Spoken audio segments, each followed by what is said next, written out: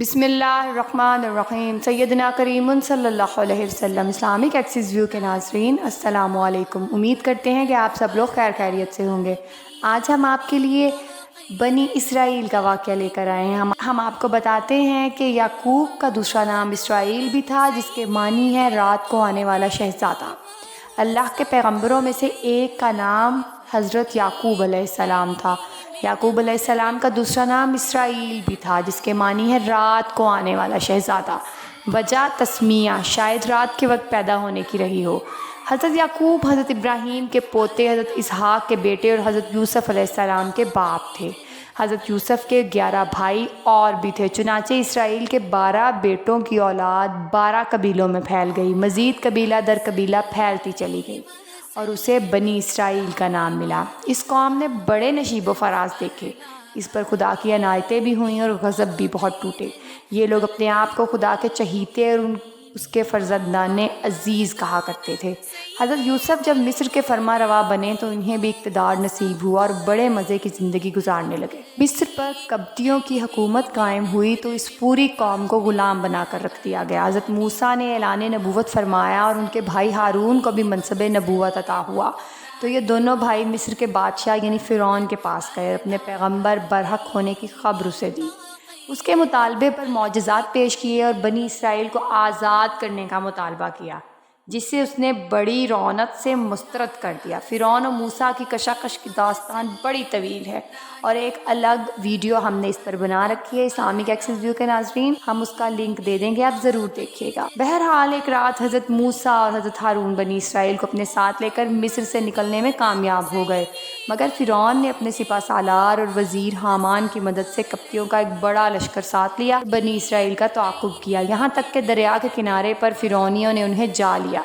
بنی اسرائیل کہنے لگے، اے موسیٰ، تو نے ہمیں مروا دیا، آگے دریا ہے اور اس میں جاتے ہیں تو بھی مر جائیں گے، پیچھے فرعون کا کیل کانٹے سے لیس لشکر ہے، وہ بھی ہمیں زندہ نہیں چھوڑے گا۔ حضرت موسیٰ سے اللہ تعالیٰ کا ارشاد ہوا، خوف زدہ ہونے کی ضرورت نہیں، بے شک میں تمہارے ساتھ ہوں، تو تم اپنا عصا دریا پر مار دو۔ موسیٰ نے حکم کی تعمیل کی، اللہ کا کرنا کیا ہوا، دریا میں ایسا راستہ بن گیا جسے پختہ سڑک ہوتی ہے۔ اب تمام بنی اسرائیل جلدی جلدی اس راستے سے گزرنے لگے۔ فرعون بولا، اے قبطیوں، دیکھتے کیا ہو، تم بھی اس راستے پر بنی اسرائیل کا تعاقب جاری رکھو۔ اللہ کی شان، جب بنی اسرائیل کا آخری آدمی دریا سے باہر آ گیا اور قبطیوں کا آخری آدمی دریا میں داخل ہو گیا تو اللہ تعالیٰ نے دریا کو پہلے کی طرح جاری کر دیا۔ دریا کی تلاطم خیز لہروں نے قبطیوں کو ہڑپ کرنا شروع کر دیا۔ فرعون بھی ڈوبنے لگا تو اس کے ہوش ٹھکانے آئے، بولا، میں ہارون اور موسیٰ کے رب پر ایمان لاتا ہوں۔ ارشاد ہوا، اب یعنی موت کو سر پر سوار دیکھ کر ایمان لانے سے کیا حاصل؟ لہٰذا فرعون سمیت تمام قبطی غرقے دریا ہو گئے اور بنی اسرائیل کو معجزانہ طور پر نجات حاصل ہوئی۔ چاہیے تو یہ تھا کہ یہ رب کی اس کرم فرمائی پر وہ شکر و اطاعت میں بہت زیادہ مستعدی کا مظاہرہ کرتے، مگر معاملہ برعکس نکلا۔ بنی اسرائیل میں سے ایک جادوگر سامری نے سونے کے زیورات قوم سے اکٹھے کر کے سونے کا ایک بچڑا بنایا، جسے جادو کے اثر سے باضابطہ ڈکارنے کی آواز آتی تھی۔ سامری نے اپنی قوم سے کہا، یہ تمہارا معبود ہے، لہٰذا اس کی عبادت میں لگ جاؤ۔ حضرت موسیٰ 40 روز کی میقات پر اللہ کے حضور حاضر ہو گئے۔ حضرت ہارون موجود تھے لیکن ان کی بات کسی نے نہ مانی۔ حضرت موسیٰ جب واپس آئے اور قوم کو بچڑے کی پرستش کرتے ہوئے پایا تو سخت غضبناک ہوئے اور اپنے بھائی ہارون کی داڑھی اور سر کے بال کھینچنے لگے۔ حضرت ہارون نے کہا، اے ماں، جائے خفا نہ ہو، میں نے انہیں روکا تھا مگر انہوں نے میری بات نہ مانی، بلکہ ان کا مجھے جان کا خطرہ لاحق ہو گیا۔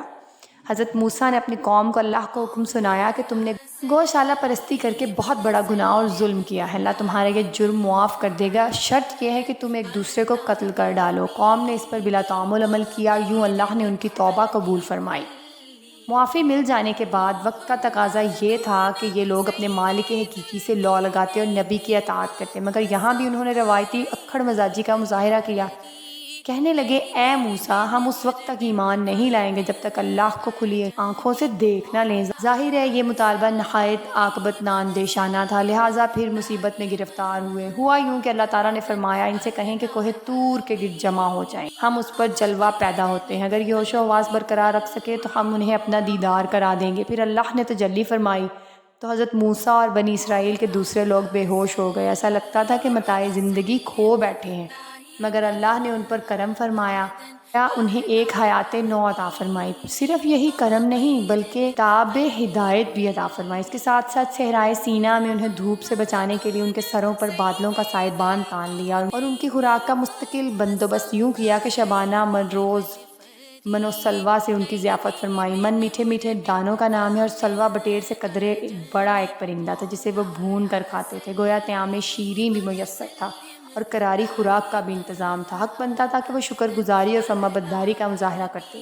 مگر اپنی مطلوب مزاجی اور بری فطرت کے ہاتھوں مجبور ہو کر پھر نافرمانی پر تل گئے اور اپنے مالک کو ناراض کر بیٹھے۔